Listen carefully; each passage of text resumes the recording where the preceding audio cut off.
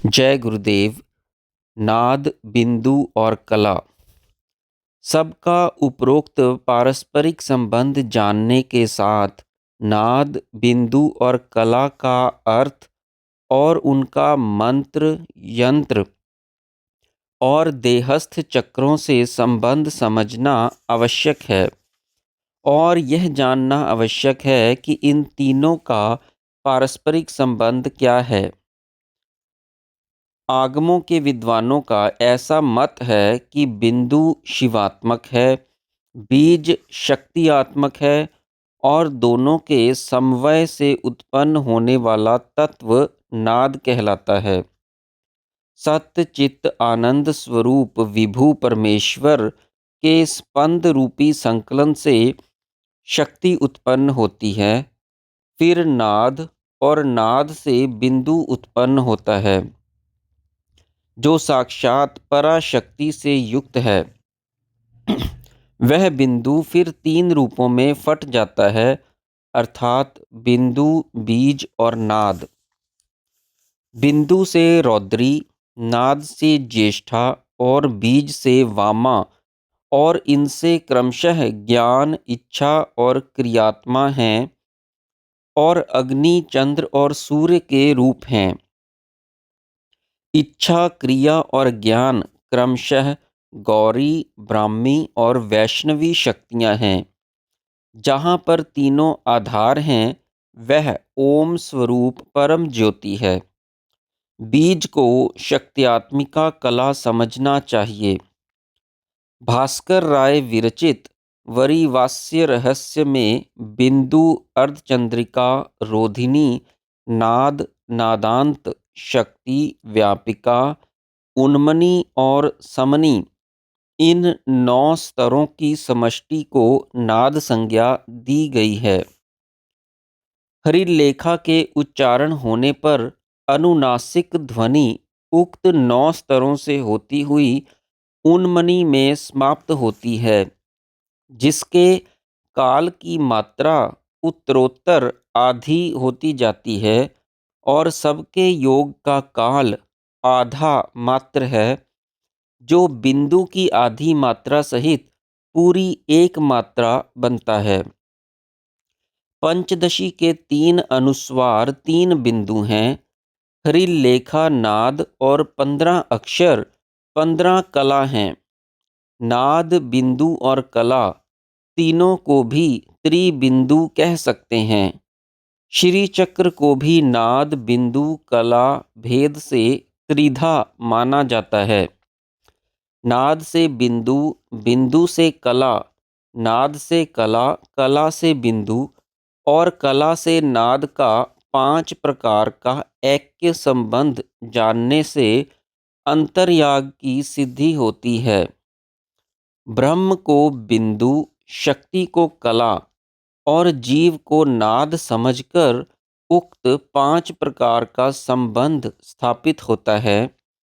प्रथम में जीव ब्रह्म ऐक्य भाव है, दूसरे में ब्रह्म से सृष्टि का प्रभव, तीसरे देहाध्यास, चौथे से प्रलय और पांचवें से प्रलय के पश्चात बंधन में पड़े हुए जीवों की फिर उत्पत्ति। बिंदु से नाद का संबंध ना बताने का यह अभिप्राय है कि ब्रह्म कभी जीव नहीं बनता। आत्मा सदा ब्रह्म स्वरूप है और जीव भाव एक मिथ्या प्रतीति मात्र है। यदि बिंदु को शिव शक्ति भेद से 2 प्रकार का माना जाए तो शक्त्यात्मक बिंदु ही बीज है और दोनों से शब्द ब्रह्म नाद की उत्पत्ति तथा शब्द से कला अर्थात अर्थात्मक सृष्टि की उत्पत्ति समझनी चाहिए। शिव शक्ति का अंगी और अंगवत संबंध। हे भगवती, मैं ऐसा समझता हूँ कि तू शंभु का शरीर है, जिसके वक्ष स्थल पर सूर्य और चंद्र 2 स्तन उभरे हुए हैं, और तेरी आत्मा सारे भव की आत्मा शंकर अथवा नवात्मा शंकर है। इसलिए तुम दोनों में पराशक्ति और आनंद का एक समरस होने के कारण शेष और शेषीवत संबंध स्थित है। टिप्पणी। शक्ति को शिव का स्थूल देह समझना चाहिए। शंकर का एक नाम चिदंबर भी है। सारा विश्व शक्ति का रूप है और यह विराट भगवान का स्थूल देह है। इसलिए शिव और शक्ति का आधार आधेय संबंध यहाँ दिखाया गया है। यदि पर पद शिव हैं तो आनंद पद की शक्ति का रूप समझना चाहिए। दोनों को एकता का समरसपना दोनों की अभिन्नता प्रकट करता है, जैसे शक्कर और उसकी मधुरता। यह अधिदैव रूप है, अर्थात चित्त और आनंद का जोड़ा ही ब्रह्म और शक्ति का जोड़ा है। अधिभौतिक स्तर पर भी ऐसा ही समझना चाहिए। सत प्रकृति है और चिदानंद शिव है। वेदों और पुराणों में सूर्य और चंद्र को विराट भगवान के नेत्र माना गया है, परंतु यहाँ उन्हें जगत जननी प्रकृति के दोनों स्तनों से उपमित किया गया है, क्योंकि प्राण और सोम दोनों से विश्व का पोषण होता है। सूर्य से विश्व को प्राण शक्ति प्राप्त होती है और चंद्रमा से सोमरस। आध्यात्मिक स्तर पर भी सूर्य हृदय में रहकर और चंद्र मस्तिष्क में रहकर रक्षा करते हैं। सत चित आनंद स्वरूप ब्रह्म के सत स्वरूप का परिणाम सारा विश्व है और अध्यात्म स्तर पर चेतना सत्ता दो स्तरों पर दृष्टिगोचर होती है, आनंद के रूप में और ज्ञान के रूप में। इस श्लोक में ज्ञान के रूप को शिव अथवा परम भाव कहा है और आनंद की शक्ति भाव। दोनों भाव समरसवत एक ही हैं, जैसे कि शक्कर और मिठास। परम भाव शक्कर सदृश विशेष्य है और आनंद मिठास के सदृश विशेषण है। प्रथम रूप शिव का है और दूसरा शक्ति का। परमानंद का मार्ग शक्ति का योग मार्ग है और ज्ञान मार्ग वैदिक वेदांत का मार्ग है।